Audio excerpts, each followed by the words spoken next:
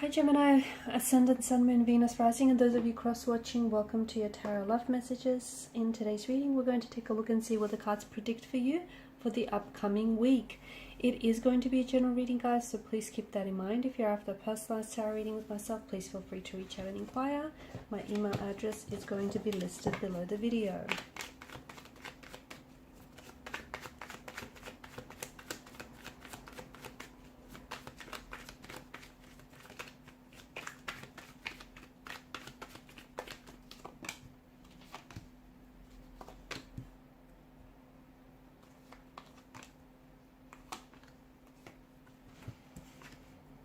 Okay, so it feels like there's a bit of hermit mode energy, okay? Someone is going into hermit mode, someone is crawling into hermit mode here.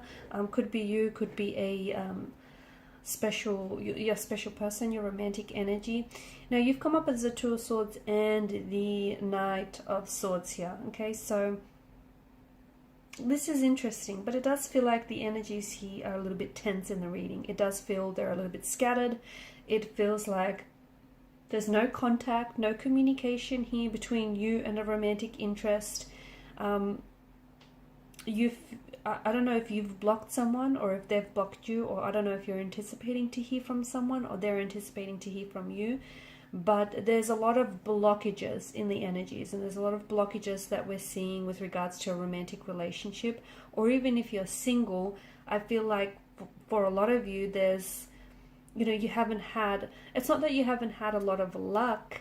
I feel like, the luck and the opportunities to meet someone or to date were always there, but there's certain blockages in your energies that are sort of repelling potential romantic interests here. Okay, I feel like with the Nine of Cups, it's a reminder for you to perfectly align yourself with, the intentions that you set for yourself. Okay, so what is it that you want for yourself? What type of a relationship do you want? What type of partner do you want to attract? Whom do you want to manifest back into your life? Aligning, it's very important for you to align yourself with those intentions, because wanting something and ordering it from the universe, the catalog of the universe, is simply not enough. You have to be in receptive mode to receive it. In addition to that, you also have to believe it, believe it that you deserve it, believe it that it's on its way, believe that you're, and also have an attitude of gratitude for it, okay? So it's not just a matter of, you putting your wish out there and then sitting back and, expecting for it to fall into your lap. Whilst that would be nice, a little bit of effort is required on your part. So I feel like with the Nine of Cups, it's all about aligning yourself with your intentions. Because for some of you, you want to meet someone, okay? You want to meet someone, you want to meet a compatible romantic interest, someone who reciprocates, someone who's loving, kind, generous, tender. I mean, that's not too much to ask, is it? So for some of you, you want that, you want this ideal partner who has these idealistic characteristics or traits or qualities that you admire. But at the same time, it's like that's what you want, but you're not doing anything to achieve that, or you're not doing anything to put yourself in a space, whether it's an emotional or physical space, where you're inviting that into your, and your energy is inviting that. So, and also, like, for instance, some of you want to manifest back a certain individual into your life, but what you're thinking about is how it's not going to work, or how it's not going to happen, okay? Wanting something and then not believing in it, see how it kind of contradicts that intention, it contradicts the wish. So, I feel like the Nine of Cups is all about aligning yourself with what it is that you want, the intentions that you want, whether it's for a specific person or a specific situation here, and not closing yourself off to the possibilities, the opportunities, any communication. It's all about being open and receptive, because much like the Two of Swords here, it seems like she's very, she's blocked herself off. It seems like she's cut herself off from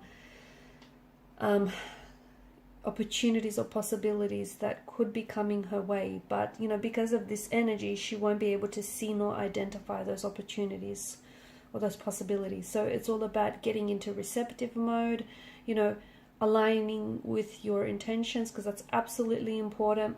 The Knight of Swords energy, there is some tension, there is some conflict, and it could be that, you know, this tension or conflict exists in a relationship, in a romantic connection. It could be that it exists within you internally. But things do feel a little bit tense. Things do feel a little bit uneasy. It does feel like you've been going through some things. It's probably not a good idea. It's, you know, sometimes you just have to, you need to feel it to heal it. You just have to write it out, right? You need to just feel those emotions. Get them out of your system.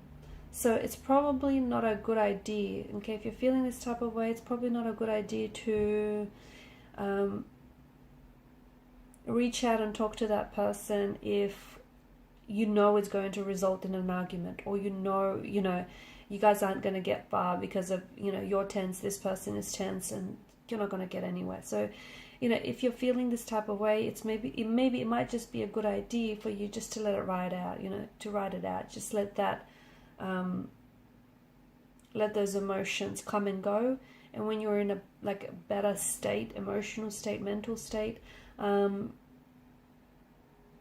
it might be a good idea to pick up that conversation, or have that conversation, or, you know, go after whatever it is that you want, because your energies do feel a little bit tense.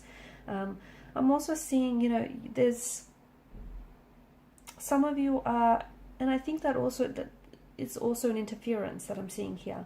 Some of you are a little bit suspicious here. I don't know if you're suspicious of someone, you're suspicious of something not working out for you, you're suspicious that the universe isn't delivering on time. It's just this energy of suspicion, this energy that lacks trust. Just remember, what you put out, you get back in return. Okay, so be careful, because thoughts are a powerful thing. They essentially, you know, they do create our narrative, right? Be careful the inner dialogue that you have with yourself. Okay, watch very closely the tone of voice that you speak to yourself. Make sure it's one with respect and one with love and care, and it's gentle. And, you know, and just circling back to, you know, we opened up the reading saying there's intent, you know, you need to align with your intentions. If you're going to be suspicious that they won't manifest, or be suspicious that it won't work for you, guess what? You're going to vibrationally attract that reality. So, and I'm not saying, you know, go out there and be naive. That's not what I'm saying, but you kind of you're repelling something that wants to come to you, but you're repelling it because you're scared of it, or you're not, you know, trusting enough of it, whatever it is for you here, whether it's a person or a situation. So it's time to sort of, you know, look inwards here and see what's going on with you. The Two of Pentacles, you're in two minds about a situation, you're in two minds about a person. But I also feel like it could be a connecting energy here who's in two minds about you, especially if the two of you have had a disagreement, or have had some sort of altercation or a fallout. I'm picking up on this energy that this person wants to contact you, but then doesn't. They want to communicate, but then they don't. They want, you know, they write and delete their message. They just write and then they delete their messages to you. It's just, there's a lot of back and forth in the energies. The other thing is, I feel like you guys are kind of playing, feeding off that energy. So, you know, at the same time, it feels like you guys are sort of mirroring back to each other emotionally what's going on here. You know, you two feel a little bit uncertain about this person. They're picking up on that vibe and they're sort of mirroring it back to you. So it might be a good idea to just, you know, put the focus on you here, especially this week.